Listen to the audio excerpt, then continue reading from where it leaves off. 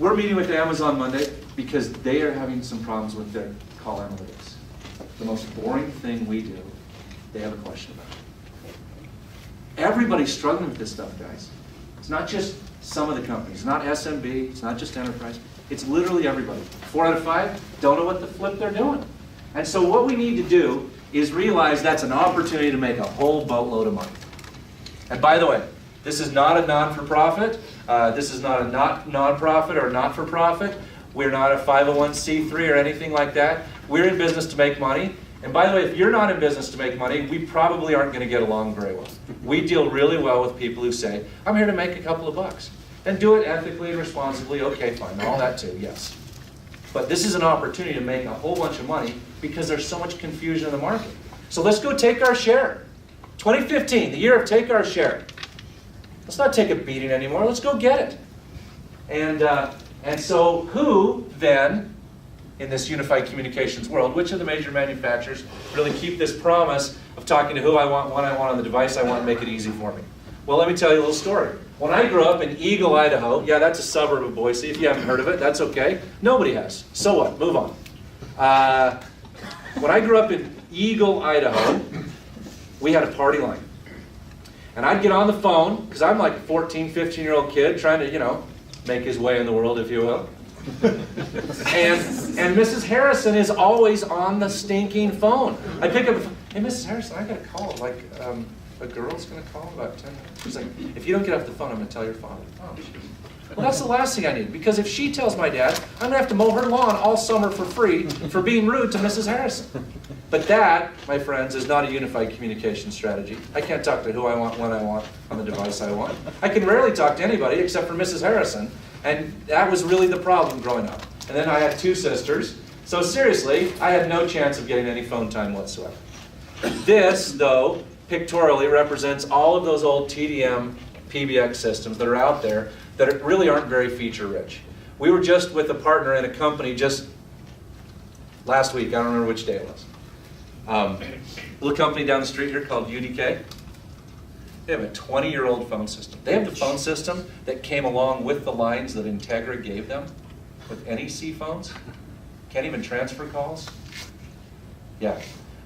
We were like, hey, we came just in time. We're glad we got it. 20 years. Holy cow. But there's so much that we can do to help these guys because they have this technology, and it literally almost looks like this. I mean, it's really close to this. Besides all the 20 years of gunk that builds up inside a phone that you don't want to touch anyway, you know what I'm talking about? Yeah, that's pretty good. Okay? What about these guys? Okay? Some people in the room might sell Avaya, some might not. Let me tell you a little bit about Avaya. Avaya is a great phone system, except for the fact that this idea that I want to talk to who I want, when I want on the device, I want to make it seamless. The Avaya IP Office is awesome for SMB, and they have a huge market share, actually still in the Fortune 500, Fortune 100. I was talking to Waste Management the other day, big company out of Arizona. Patrick and I took one of their technology guys to dinner. He's got $30, $40 million invested in Avaya. He's not going to change, right? He's got too much money in this copper and phones that are laying around. But he did say, yeah, but there's a bunch of places you can help me because I'm now doing some other things. So we said, well, what are you doing? Well, Avaya doesn't have a video. He told us, this is his words. I back this up with all of our experience. Avaya doesn't really have a mobile strategy. I can't put an Avaya client on my device. What about video? Yeah, we're doing Link for video because Avaya's video kind of stinks. What about IM and Presence? Yeah, we're doing that through Link too. Oh, okay. So tell me about Avaya. Well, I have a huge infrastructure with it, and that's what kind of phone, voicemail, etc. But all the add-ons, all the extras, all the ability to talk to who I want, when I want, on the device I want, and make it a good user experience, Avaya completely falls flat. Well, we went to the Avaya show last year, went to a conference session called Avaya Roadmap, and in that, the guy actually said, I kid you not, we're going to win the desktop. Win the desktop? Microsoft already won the desktop. Do you have any other plans? Well, no. Thanks for your time. Pick up your walker on the side and out you go. That is just, I mean, the only thing to do with guys like that, new tennis balls for Christmas to put on their, they're going nowhere. That's a terrible strategy. A few years ago, I was in a session with the president and CEO of Mitel. It was about 4 times this size. Largest Mitel dealers in North America all came to a conference. This guy came down from Canada, graced us with his presence. spoke to us. He was very good, actually. I don't mean to denigrate. He was actually very, very good. He said, Mitel is no longer going to be a hardware company. We're a software company. Everybody in the room cheered. Because we realized that this world of presence and IM and integration with Outlook and all those pieces, that has to be done via software. And I don't care if it's an Avaya system. If you can connect all those pieces for me, that'd be really cool, or a Mitel system, right? So then last year, I went to Enterprise Connect. I went to the largest Mitel dealer that I could find's booth, walked right up to him and said, what's new at Mitel? And he said, have you seen our new 56 whatever phone? And I said, what? And he goes, yeah, it's got a touchscreen. And it integrates with this, and it does all this other stuff. And I said, I thought you guys were a software company. He goes, what are you talking about? I said, never mind. Remember when Mitel decided this idea to talk to who I want, when I want, on the device I want? They decided they'd get in bed with Nextel Sprint, right? And all the Mitel dealers could sell Nextel Sprint. It's kind of cool, right? And somehow I was going to integrate those pieces. Total failure. There's no way they can talk to who I want, when I want on the device I want to make it seamless. In fact, it seems their new strategy is to buy these guys, who they hate. This is people who've battled over intellectual property since the day ShoreTel started, and now Mitel thinks they're going to somehow buy them. It's really just kind of a way to get everybody's name out there, and it's all about publicity to raise your stock price, right? But the truth of the matter is, ShoreTel's a pretty good system. Started from the ground up, not too long after Cisco, IP-based from day one, no legacy kind of baggage. It's a little bit like teaching somebody golf in their 30s. They don't have a lot of bad swing things to help overcome. ShoreTel doesn't have a whole lot of legacy stuff to overcome, except for, you go, well, what about hosted, guys? And they're, oh, we got ShoreTel Sky, it's fantastic. Until a year ago, ShoreTel Sky could only run on, wait for it, Cisco phones. Their mobile product, Agito, it's supposed to be this great thing where you walk into a building and it automatically transfers your call to Wi-Fi. And then when you walk out of the building, it automatically transfers it back to the cell service. University of Utah told Trent Bangert if he doesn't take this thing out of there, he can never come back again. It doesn't really work that well. So again, can I talk to who I want, when I want, on the device I want, make it seamless? Not quite. And again, these guys are all in the same boat. It's all in kind of some of it, but maybe not quite. So Demerites, they're a company who does unified communications research, pretty well respected in the industry. They used to ask a question, are you switching to IP? Well, that question was good 6-8 years ago, because people were making the copper line to IP switch. That's a dumb question now. It's not a smart question. The smart question now is, we know you're switching, we know you're on IP, but if you're switching technologies, you're going on a different horse, who are you going with? Okay, so that's the question they're asking. So again, let me recap.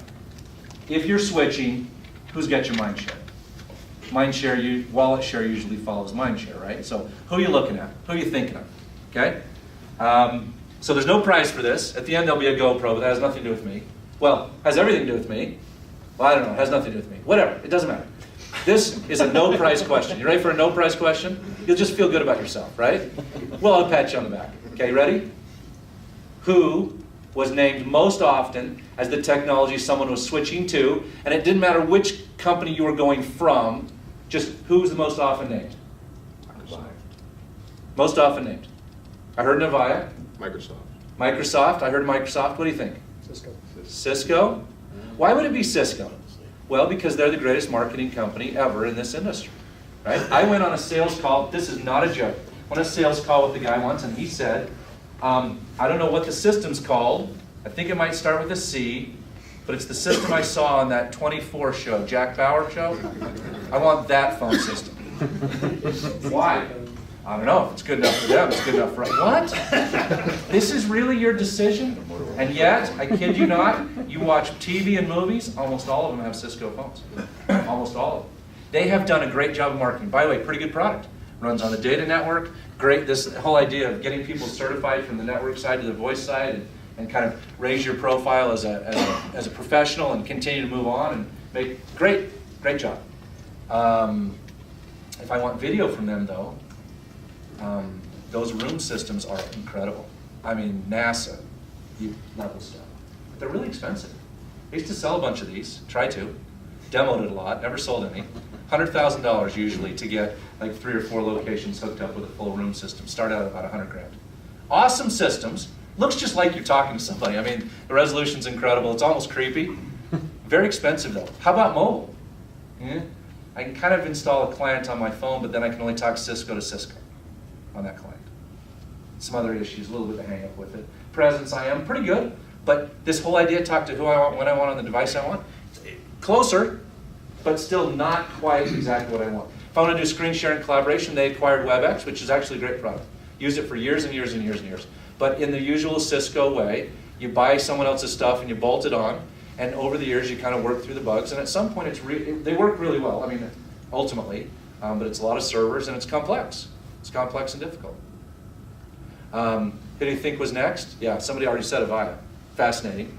That means I'm switching from somebody to Avaya. A bunch of that switch is old Nortel Blue, who was acquired by Avaya. Nortel was acquired by Avaya, you know that, right? So all the blue Nortels are switching over to Avaya because they're kind of giving it away, and it's the same support group now, and they're integrating and blending these companies. A few years ago, we went to the Avaya show, and they wouldn't let the Nortel people come, even though they'd acquired them. And so they had a Nortel show across the street from an Avaya show. And when we registered, they were like, you want the blue or the red? And we're like, purple. Where I'm from, that means something different. And can't we talk to everybody? And they're like, well, yeah, but you have to buy both passes. What? But they're working on it. They're trying to come together. So again, 13% said, hey, I'm looking at Avaya as maybe an option. Cool. How about third though?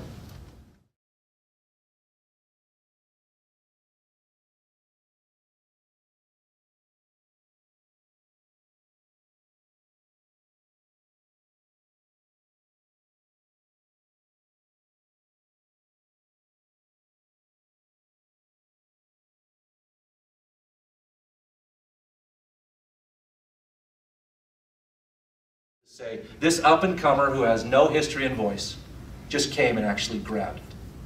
They said, we're going to go do it. And they're doing it. And again, is it without problems? Absolutely not. Their first iteration stink? Absolutely. Did most of us that tried it back in the day in 2007 say, this will never be ready for prime time? Sure. But if you continue to think that way, you're wrong. Because it's getting better all the time. And it hit an inflection point where one of the established big three has now been either passed or is equal. We're going to see that trajectory change. I've got whole studies on this stuff. I send stuff to Patrick all the time. One time on a plane, we were riding around. We just kept, every page we turned in this one report, we're like, oh my gosh, look at this statistic. Oh my gosh, look at this statistic. All of them said everybody's considered it. Can I give you a couple statistics, though, that you'll remember, maybe? 90 of the Fortune 100 are already using Lync for IM presence and video collaboration. 90 of the Fortune 100. That's 90%, even in Idaho, where I'm from. 84 to 87, depending on the study you read, 84 to 87, again, depending on the study, of the Fortune 500 have deployed IM presence and video on Lync and are considering Lync, this is the next step for those next tier down from the Fortune 100, are considering Lync as their replacement for their current enterprise voice platform. In other words, scrap the whatever and go with Lync. 84 to 87%. That's a lot. That's for real. That's not goofing around anymore. That's not just kind of, maybe there's something. No, there's something. And it's coming. It's coming fast. Okay? So, who else might be able to keep this UC promise? So we've already talked about maybe the big manufacturers. What about these guys? What do you know about them? Everything they've ever tried worked? All their founders are billionaires? Yes, to number 2. No, to number 1, right? Google Health was a failure. They put a lot of money into it.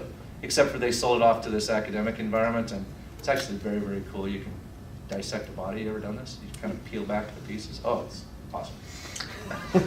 My degree is in evolutionary biology from the University of Utah. I find that stuff fascinating. Google bought all the Nortel patents and has billions of dollars. They bought all the Nortel IP that they could get their hands on, billions of dollars. And they do Google Voice, right? Not that popular anymore. It used to be kind of a rage. We were all kind of into it. Kind of disappeared a little bit. What if they take that knowledge they gained from their first try on Google Voice, all the Nortel patents, and a couple of $1 billion and say, we want to make a phone system? Could they do it? Could they? They absolutely could if they wanted to. Let's wait and see. This is not a stock tip. I'm not a broker. I have to give you the SEC disclaimer. I'm not saying invest in them, although it's probably wise. I don't know what they're going to do with Unified Communications, but they're sitting on a bunch of intellectual property, and they rarely just sit there and do nothing with it. I think they're going to do something. What about these guys? Amazon? Yeah. What about that Fire phone they tried to come out with? We had a friend who went to the AT&T store right before Christmas, like between Thanksgiving and Christmas, and said, I want that new Amazon phone, and the lady goes, no. It's like, it's on display, right? I want that one. It's like, no. We have a whole bunch of other phones we'll sell you. But I really wanted to try that one. He said, I really can't, we really can't sell it to you. Every single one we sold last week has come back. I literally can't sell it to you because you're not going to be happy and you're going to come back. Well, you know what? Those guys up there at Amazon, they're not afraid of failure. They've failed and succeeded many, many times. But they won distribution. Can you get Reese's Puffs delivered to your house every Tuesday if you want? Do you want me to speak? When I point at you, yes. Yes, you can.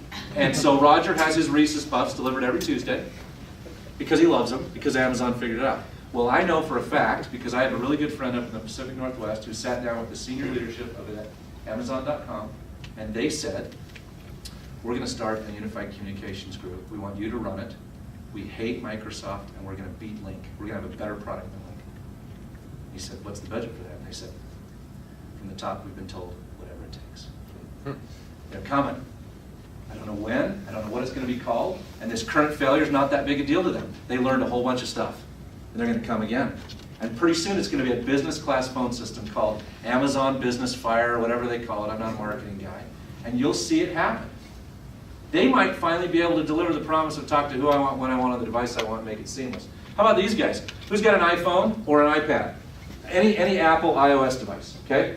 The newest, the latest, the version 8, not the latest, but the one before that, the latest major revision, changed the whole world on iOS, because if you have a Mac and an iPhone and an iPad, and your cell phone rings, it rings on all your devices, and you can answer it on any of your devices, and then if you're answered on your iPad, and then decide you want to go cell phone, the call control's still there, and you can push a button and take that call back to your cell phone and walk out the building with it. It's actually really cool. They're getting closer to this talk to who I want, when I want, on the device I want, to make it seamless, aren't they? They have no interest, though, in the business world. It doesn't appear. In fact, their main goal is to get Stacy, so, do you have an iPhone? Oh, their main goal is to get Stacy to get an iPhone. And they get her so excited about it that she'll take it to work, right? And then she'll tell Tyler or somebody, hey, it's your problem, you make it work on your system, right? So it's kind of grassroots, it's consumer up, it's, I love it so much, I'll just make it some smart guy's problem to make it work, right? And this is the biggest problem in healthcare, is that they have all of these smart devices that doctors and hospital staff have brought in, and this BYOD mess that they're having is because they don't know how to control them. But it was consumerism ground up. I'm not sure they are interested in helping you as a business guy much. That hasn't been their MO.